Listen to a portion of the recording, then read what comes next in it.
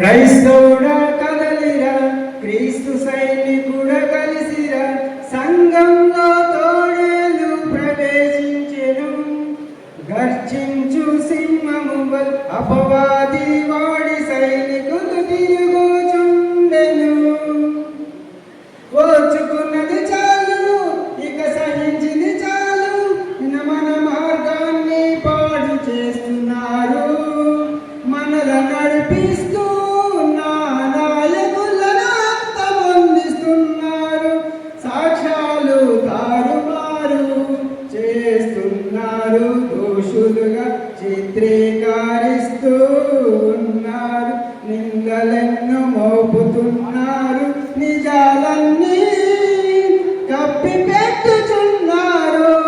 ఇంకెంత కాలం వరకు ఉంటావు? ఇంకెంత కాలం సాయిస్తానంటావు?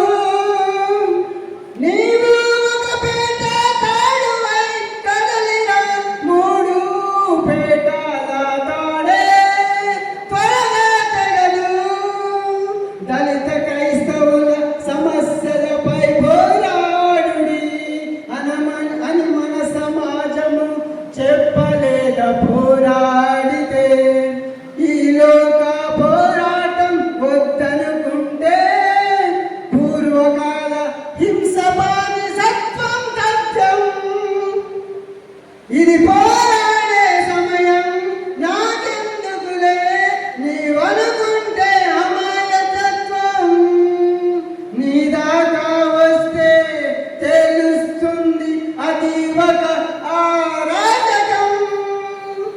మనకు అండగా మంద కృష్ణ అన్న వచ్చగా భయము లేదుగా ఓ సోదరా. ముందుకే పయనము, వెనుకకు తిరిగి చూడము. దేవుడే మన పక్షముండగా మనకు విరోధి